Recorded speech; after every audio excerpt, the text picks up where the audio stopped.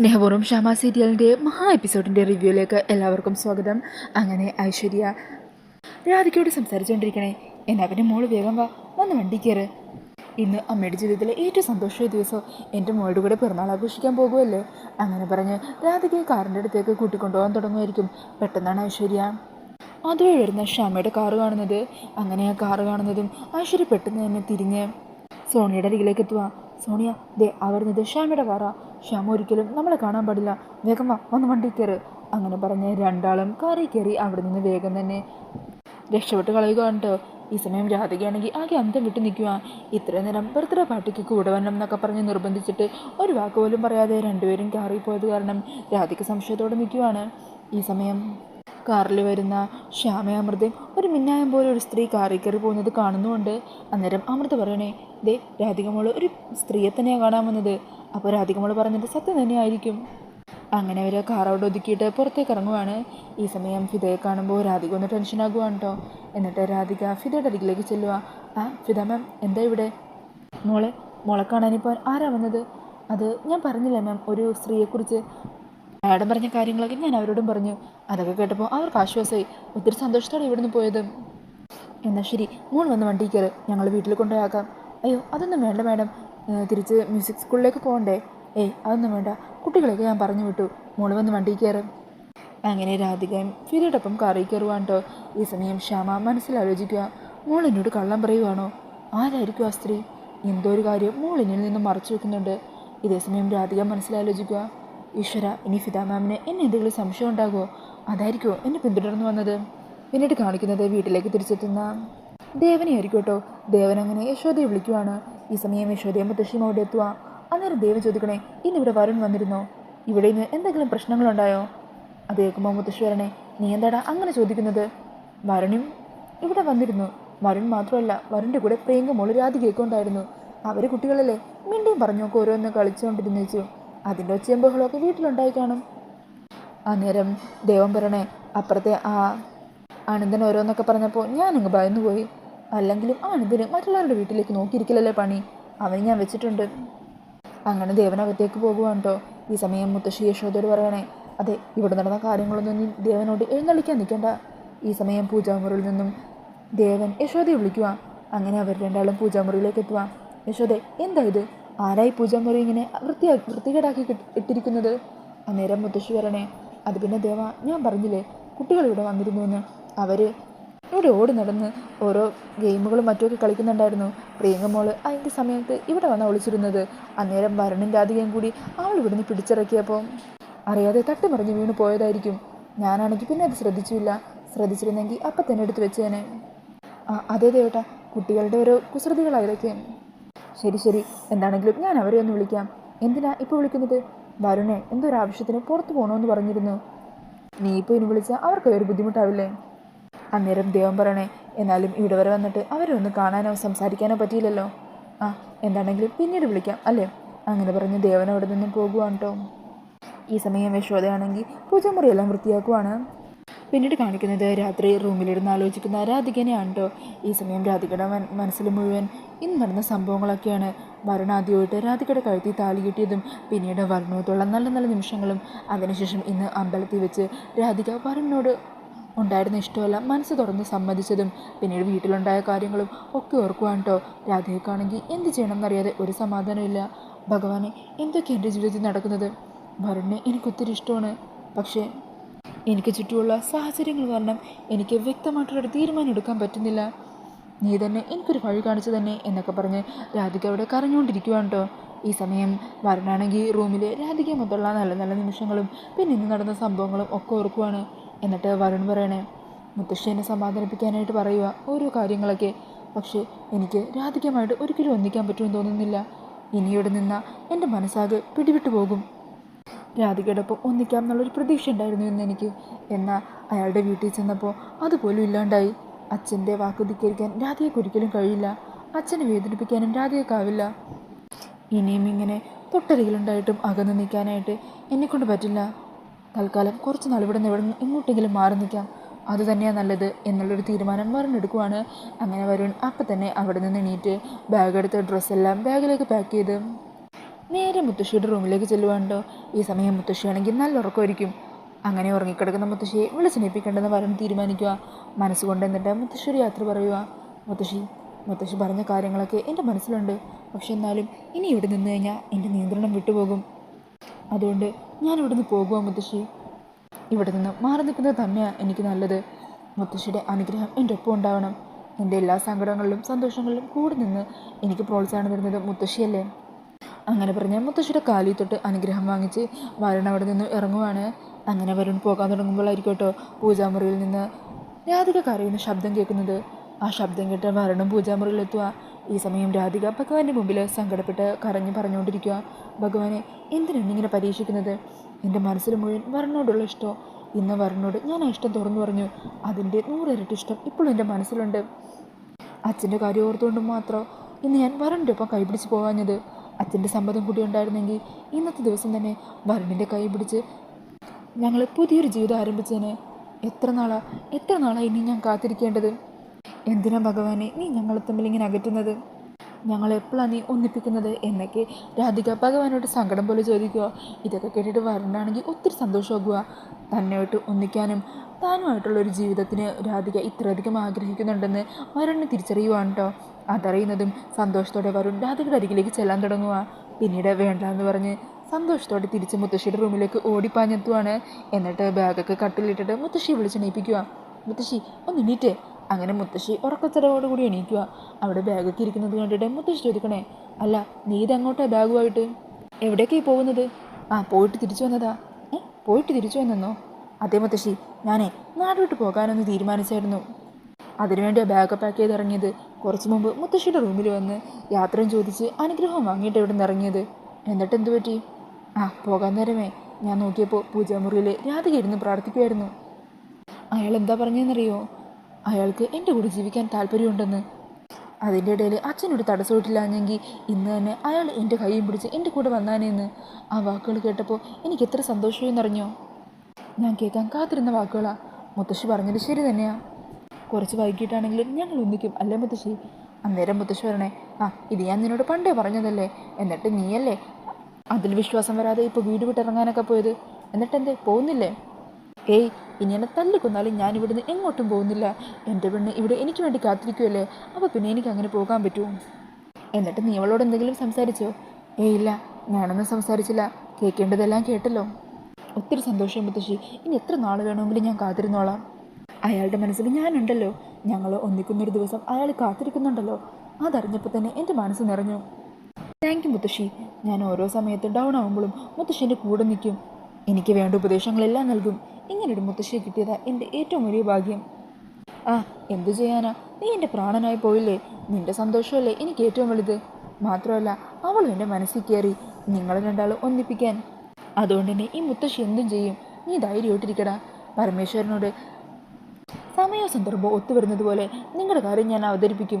നിങ്ങൾക്കിടയിൽ തടസ്സമായിട്ടുള്ള എല്ലാത്തിനെയും, അത് എന്തു തന്നെയാണെങ്കിലും അതിനെല്ലാം അധികം വൈകാതെ തന്നെ നീക്കം ചെയ്യും. അതിനു വേണ്ടിയിട്ടുള്ള ആചാരങ്ങളും അനുഷ്ഠാനങ്ങളും എന്താണെന്ന് വെച്ചാൽ അനുഷ്ഠിക്കും. എന്നിട്ട് നിങ്ങളുടെ രണ്ടുപേരുടെയും വിവാഹം നടത്തും. നീ കാത്തിരുന്നോ. നീ ഇനി സ്വപ്നം കാണുന്ന ജീവിതം നിൻ്റെ അരികിലേക്ക് ഉടനെ തന്നെ എത്തും. മുത്തശ്ശിയുടെ വാക്കുകൾ കേൾക്കുന്നതും മരണത്തിന് സന്തോഷമാകുവാണ്. പിന്നീട് കാണിക്കുന്നത് പരമേശ്വരനും പത്മിനിയും കിടന്നുറങ്ങുന്നതാണ് കേട്ടോ. ഈ സമയം പത്മിനിയാണെങ്കിൽ ഉറക്കമില്ലാതെ ആലോചിച്ചുകൊണ്ടിരിക്കുകയാണ്. മരണൻ്റെ രാധികയും ഇനി ഇങ്ങനെ ഒരു വീട്ടിൽ താമസിച്ചാൽ ശരിയാവില്ല.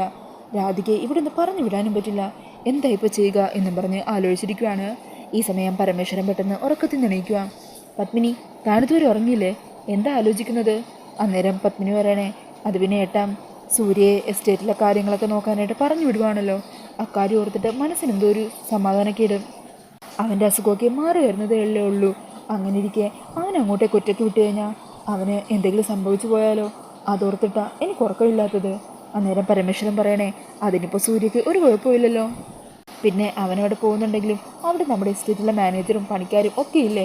അവരവൻ്റെ കാര്യങ്ങളൊക്കെ ആവശ്യത്തിന് ശ്രദ്ധിച്ചോളും. അന്നേരം പത്മിനി പറയണേ, എന്നാലും അങ്ങനെയല്ലല്ലോ. അമ്മമാരുടെ മനസ്സിൽ ഒരാദ്യം ഉണ്ടാവില്ലേ. നമുക്ക് സൂര്യയുടെ കൂടെ വരുണിനെയും കൂടി എസ്റ്റേറ്റിലേക്ക് അയച്ചാലോ? വരുൺ കൂടെ ഉണ്ടെങ്കിൽ പിന്നെ പേടിക്കാനൊന്നുമില്ലല്ലോ. വരുണിനെ അങ്ങോട്ട് പറഞ്ഞയച്ചാൽ ഇവിടുത്തെ ബിസിനസ് കാര്യങ്ങളൊക്കെ പിന്നെ ആര് നോക്കും? അത് പിന്നെ കുറച്ച് നാളത്തേക്ക് ഏട്ടന് മാനേജ് ചെയ്യാവുന്നതല്ലേ ഉള്ളൂ അതൊക്കെ. അന്നേരം പരമേശ്വരൻ പറയണേ, എടോ പത്മിനി, നമ്മുടേത് ഒരു ബിസിനസ് ഫാമിലിയാണ്. ഇവിടെ അച്ഛനും മക്കളും എല്ലാവരും ബിസിനസ് കാര്യങ്ങൾ നോക്കി നടത്തുന്നവരാ.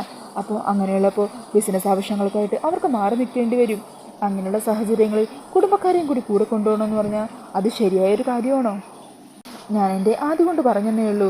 ഏട്ടൻ അങ്ങനെ വേണ്ടാന്ന് തോന്നുവാണെങ്കിൽ ശരി, അത് വിട്ടേക്ക്. അന്നേരം പരമേശ്വരൻ പറയണേ, ആ അമ്മമാരുടെ ആദ്യയുടെ കാര്യം എനിക്കറിയാവുന്നതല്ലേ. എന്താണെങ്കിലും താൻ പറഞ്ഞ ഒരു കാര്യം ശരിയാണ്. സൂര്യ ഒറ്റക്ക് പോകുന്നതിനും സൂര്യൻ വരണ്ടും കൂടി ഒരുമിച്ച് പോകുവാണെങ്കിൽ അവർ രണ്ടാളും കൂടി അവിടെ ഡിസ്കസ് ചെയ്തും ചുറ്റി നടന്നും പുതിയ ചില ബിസിനസ് ഐഡിയകൾ കണ്ടെത്തിയിരിക്കും. അത് നമുക്ക് ഗുണം ചെയ്യും. അങ്ങനെ സംഭവിച്ചു കഴിഞ്ഞാൽ അതിൻ്റെ ക്രെഡിറ്റ് അമ്മയായ തനിക്ക് തന്നെ ഞാൻ തരികയും ചെയ്യാം. എന്താണെങ്കിലും നാളെ രാവിലെ ഇക്കാര്യം ഞാൻ വരനോട് സംസാരിക്കാം. എന്താ സന്തോഷമില്ലേ? അങ്ങനെ പത്മിനിക്ക് ഒത്തിരി സന്തോഷമാകുവാണ്. ഈ സമയം പത്മിനി മനസ്സിൽ പറയണേ, വരൻ ഇവിടെ നിന്ന് മാറി നിൽക്കട്ടെ. ആ സമയം കൊണ്ട് രാധികയുടെ കാര്യത്തിൽ ഒരു വ്യക്തമായിട്ടുള്ളൊരു തീരുമാനം എടുക്കണം. പിന്നീട് കാണിക്കുന്നത് പ്രിയങ്കയെ സാംസൺ ഫോണിൽ വിളിക്കുന്നതാ. പ്രിയങ്കെ, ഞാൻ പറഞ്ഞ കാര്യത്തെക്കുറിച്ച് ആലോചിച്ചോ? ഇപ്പോൾ ഒരു സിനിമയുടെ ഷൂട്ടിംഗ് ഉടനെ തുടങ്ങാതിരിക്കുന്നുണ്ട്. അതിലേക്ക് നായക നടീന ആവശ്യം. ഒരു ഗ്രാമീണ പശ്ചാത്തലത്തിലുള്ള ഒരു പെൺകുട്ടിയെ അവരന്വേഷിക്കുന്നത്. ഗ്രാമീണ പശ്ചാത്തലത്തിൽ തുടങ്ങി പിന്നീടൊരു തമിഴ് ഹിറ്റിലേക്ക് പോകുന്ന പടം. ഈ പടത്തിൽ തനിക്ക് ചാൻസ് കിട്ടിക്കഴിഞ്ഞാലേ അതിൽ നല്ലപോലെ പെർഫോം ചെയ്ത് കഴിഞ്ഞാൽ പിന്നെ പ്രിയങ്കയുടെ കോളിവുഡിലേക്കുള്ള എൻട്രി തന്നെയായിരിക്കും അത്.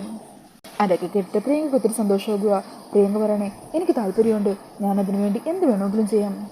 അങ്ങനെയാണെങ്കിൽ നാളെ അതിൻ്റെ ഓഡീഷൻ. പ്രിയങ്ക അതിലേക്ക് പങ്കെടുക്കണം. നാളെ രാവിലെ തന്നെ കൃത്യം സമയത്ത് സ്റ്റുഡിയോയിലെത്തണം. അതിനെന്താ, ഞാൻ കൃത്യസമയത്ത് തന്നെ അവിടെ എത്തിക്കൊള്ളാം. അങ്ങനെ പറഞ്ഞ പ്രിയങ്ക കോള് കട്ട് ചെയ്യുക. എന്നിട്ട് പറയണേ, എങ്ങനെയെങ്കിലും എനിക്ക് സിനിമയിൽ അഭിനയിക്കണം, വലിയ ഉയരങ്ങളിൽ എത്തിപ്പെടണം, വരന് അസൂയ തോന്നുന്ന രീതിയിൽ വളരണം. എൻ്റെ ഒരു നിമിഷത്തിനായിട്ട് അയാൾ കാത്തിരിക്കണം. അങ്ങനെ വലിയ പ്ലാനിങ്ങിലൊക്കെയാണ് കേട്ടോ പ്രിയങ്ക. പിന്നീട് കാണിക്കുന്നത് ഐശ്വര്യ മാലിനിയും സോണിയൊക്കെ കൂടി സംസാരിക്കുന്നതാണ്. ഐശ്വര്യ ചോദിക്കണേ, അല്ല ഇന്നലെ ഞാൻ രാധികയോട് പറയാതെ പെട്ടെന്ന് നടന്നു പോയ കാരണം രാധികയ്ക്ക് എന്തെങ്കിലും സംശയമൊക്കെ തോന്നിയിട്ടുണ്ടാകും അല്ലേ? അതെ മാഡം, അക്കാര്യത്തെക്കുറിച്ചാണ് ഞങ്ങളും ആലോചിച്ചത്. സോണിയ ഇന്നലെ രാധികയെ വിളിച്ചില്ലേ? വിളിച്ചിരുന്നു. മാഡത്തിന് വയ്യാന്നും ഇങ്ങോട്ടേക്ക് വരണമെന്നും പറഞ്ഞിട്ടുണ്ട്. കൊള്ളാം, അവൾ വരട്ടെ. അവളെ എങ്ങനെ ഡീൽ ചെയ്യണമെന്ന് എനിക്കറിയാം. ഇന്നലെ നടക്കാതെ പോയ ബർത്ത്ഡേ പാർട്ടി ഇന്ന് അതിലും ഭംഗിയായിട്ട് നടക്കണം. അവളെ വീഴ്ത്താനുള്ള ടെക്നിക്കുകളൊക്കെ എൻ്റെ കയ്യിലുണ്ട്. അങ്ങനെ അവർ സംസാരിച്ച് നിൽക്കുന്ന സമയത്തായിരിക്കോട്ടെ രാധിക അങ്ങോട്ടേക്ക് വരുന്നത്. അങ്ങനെ രാധിക വരുന്നത് കാണുന്നതും സോണിയ പറയണേ, മാഡം ഇതേ രാധിക വരുന്നുണ്ട്. ആ ആൾ വരട്ടെ, ഞാനെന്നാലേ മുകളിൽ റൂമിലുണ്ടാവും, നിങ്ങൾ അവളെ അങ്ങോട്ടേക്ക് വിട്ടാൽ മതി. അങ്ങനെ ഐശ്വര്യ മുകളിലേക്ക് പോകുവാണ് കേട്ടോ. ഈ സമയം രാധികയെ കാണുന്നതും സോണിയും മാലതിയും അങ്ങോട്ട് ചെല്ലുക. ആ മോളെ വാ. അല്ല എന്തിനാ എന്നെ കാണണമെന്ന് പറഞ്ഞത്? അത് പിന്നെ മോളുടെ അമ്മയ്ക്ക് തീരെ സുഖമില്ല. ഇന്നലെ ഒത്തിരി സന്തോഷത്തോടെ പിറന്നാൾ ആഘോഷിക്കാനൊക്കെ ഇരുന്നേയുള്ളൂ. ഒരു വാക്ക് പോലും അറിയാതെ പെട്ടെന്ന് അങ്ങ് പോകേണ്ടി വന്നു. അതെന്താണെന്ന് അമ്മ തന്നെ മോളോട് പറയും. മോള് വാ. അങ്ങനെ രാധികയും കൂട്ടി ഐശ്വര്യയുടെ റൂമിലെത്തുവാണ് കേട്ടോ. ഈ സമയം ഐശ്വര്യ കട്ടിലിൽ കിടക്കുമായിരിക്കും. അങ്ങനെ രാധിക ഐശ്വര്യയുടെ അരികിൽ ചെന്നിട്ട് അമ്മയെന്ന് പറഞ്ഞ് വിളിക്കുവാണ്. അന്നേരം ഐശ്വര്യ കണ്ണു തുറക്കുക. ആ മോളെത്തിയോ? ഇന്നലെ അമ്മയുടെ ജീവിതത്തിൽ ഒത്തിരി സന്തോഷമുള്ള ദിവസമായിരുന്നു. എൻ്റെ മോളുടെ കൂടെ പിറന്നാളൊക്കെ ആഘോഷിക്കാമെന്ന് വിചാരിച്ചതാ. പക്ഷേ ആ സമയത്ത് പെട്ടെന്ന് നമുക്കൊരു മെസ്സേജ് വന്നു. അത് കാരണം മോളോട് ഒരു വാക്കുപോലും പറയാതെ അമ്മക്ക് പോകേണ്ടി വന്നത്. കാസർഗോഡ് ബദൽക്കോട്ട എന്ന് പറഞ്ഞൊരു സ്ഥലമുണ്ട്. അവിടെ ഒരു അനാഥാലയമുണ്ട്. മോളെ അന്വേഷിച്ച് പണ്ട് ഞാൻ കുറേ അനാഥാലയത്തിലൊക്കെ അലഞ്ഞു തിരിഞ്ഞ് നടന്നിട്ടുള്ളതാണ്. ആ സമയം ആ അനാഥാലയത്തിൽ ഞാൻ 2-3 ദിവസമൊക്കെ തങ്ങിയിട്ടുണ്ട്. അവിടുത്തെ കുട്ടികളോടൊക്കെ എനിക്ക് വലിയ പ്രിയവും താല്പര്യവും ഒക്കെയാണ്. ഇന്നലെ അവിടെ ഒരു അപകടം സംഭവിച്ചു. ആ അനാഥാലയത്തിന് തീ പിടിച്ചു. കുട്ടികൾക്കൊക്കെ പൊള്ളലേറ്റ് പരിക്കേറ്റു. അങ്ങനെ ആ വിവരം അറിഞ്ഞപ്പോൾ എത്രയും പെട്ടെന്ന് അവരെ കാണണമെന്ന് തോന്നി. അവരെ എത്രയും പെട്ടെന്ന് തന്നെ എല്ലാ ഫെസിലിറ്റികളോടും കൂടി ഒരു ഹോസ്പിറ്റലിലേക്ക് ഷിഫ്റ്റ് ചെയ്തിട്ടുണ്ട്. അതിനു വേണ്ടിയിട്ടുള്ള പൈസയും മറ്റു കാര്യങ്ങളും ഒക്കെ അറേഞ്ച് ചെയ്തു. ആ കുട്ടികളുടെ ജീവന് ഒരബദ്ധം വരാതിരിക്കാൻ വഴിപാടുകളും നടത്തി. അതിനുശേഷം അമ്മക്ക് ചെറിയൊരു ബോധക്കേടുണ്ടായി. അങ്ങനെ ഒരു തളർച്ചയായിട്ട് ഇവിടെ തന്നെയായത്. അമ്മ ചെയ്തതിൽ തെറ്റുണ്ടെന്ന് മോൾക്ക് തോന്നുന്നുണ്ടോ? അയ്യോ ഇല്ല, ഒരിക്കലുമില്ല. വളരെ നല്ല കാര്യമല്ലേ ചെയ്തത്. ഞാനും ആരെപ്പോലെ ഒരു അനാഥയായിരുന്നില്ലേ?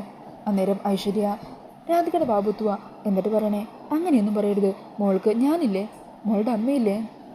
ഈ സമയം മാലിനിയും സോണിയും പറയണേ, എന്താണെങ്കിലും ഇന്നലെ നടക്കാതെ പോയ പാർട്ടി ഇന്ന് നമുക്ക് നടത്താം. മാഡത്തിന് വേണ്ടി ബർത്ത്ഡേക്ക് അറേഞ്ച് ചെയ്ത കേക്കും സാധനങ്ങളും ഒക്കെ ഇവിടെ ഇരിപ്പുണ്ട്. ഞങ്ങൾ വേഗം തന്നെ അത് റെഡിയാക്കിയിട്ട് വരാം.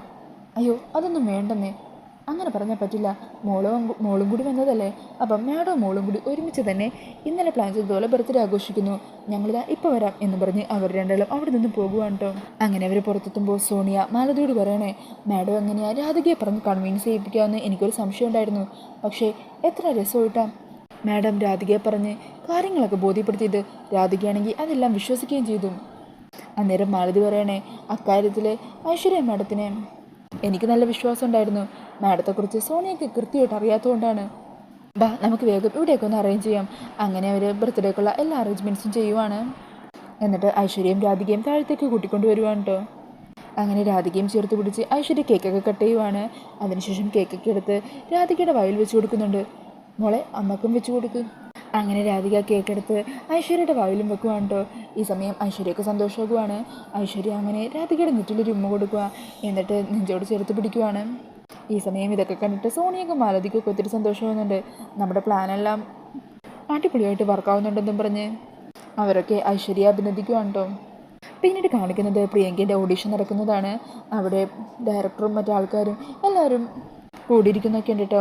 അങ്ങനെ പ്രിയങ്ക അവിടെ ഫോട്ടോഷൂട്ടിനുള്ളിൽ ഓരോ പോസുകൾ ചെയ്യുകയും പിന്നീട് ഡയറക്ടർ പറഞ്ഞ പോലെ റൊമാൻറ്റിക്കായിട്ടും ആംഗ്രി മൂഡിലുള്ള ഓരോ ഡയലോഗൊക്കെ അവിടെ അവതരിപ്പിക്കുകയൊക്കെ ചെയ്യുന്നുണ്ട്.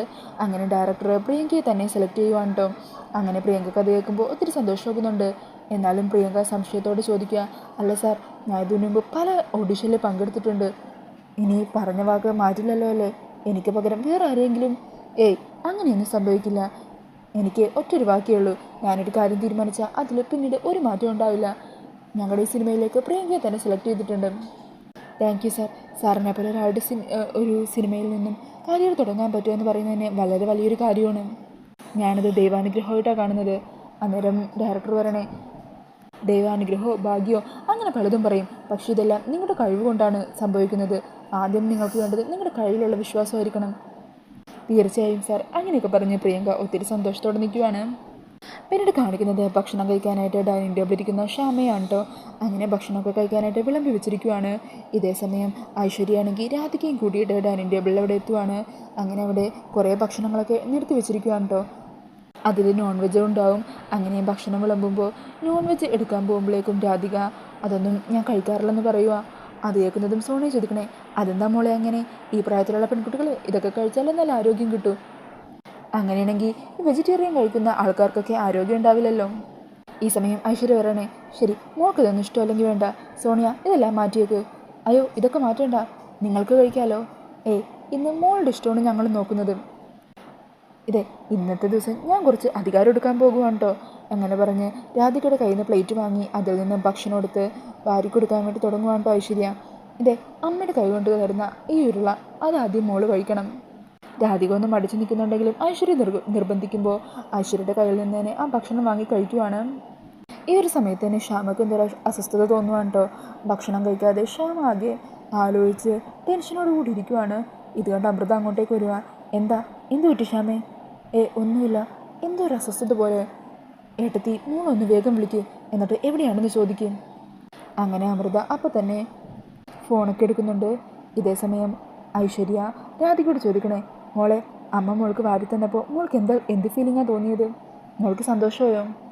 അന്നേരം രാധിക പറയണേ, അത് പിന്നെ ഞാൻ സത്യം പറയുന്നതുകൊണ്ട് അമ്മക്കൊന്നും തോന്നരുത്. ഇല്ല, മോള് പറ. എനിക്ക് യശോദ അമ്മ ഭക്ഷണം ഇതുപോലെ ചെറുതിലെ വാരിത്തരും. ചെറുതിലെ മാത്രമല്ല, ഇപ്പോഴും എനിക്ക് ഭക്ഷണം വാരിത്തരാറുണ്ട്. ഫിദാമ്മയോടും എനിക്ക് ഭക്ഷണം വാരിത്തരും. സത്യം പറഞ്ഞാൽ അവരുടെ ആളും വാരിത്തരുമ്പോൾ തരുന്ന ഒരു സന്തോഷമുണ്ടല്ലോ, അതെനിക്കിപ്പോൾ തോന്നിയില്ല. അന്നേരം ഐശ്വര്യക്ക് വിഷമമാകുവാണ് കേട്ടോ. അതാണിപ്പോൾ സോണിയ പറയണേ, അതെങ്ങനെ തോന്നാനാ? ഇത്രയും നാളും മോള് അമ്മയുടെ സ്ഥാനത്ത് അവരെയൊക്കെയല്ലേ കണ്ടത്. ഇനി പതിയെ പതിയെ ഐശ്വര്യ മേഡം വരുത്തരുമ്പോഴും മോൾക്ക് ആ ഒരു ഫീലിംഗ് തോന്നും.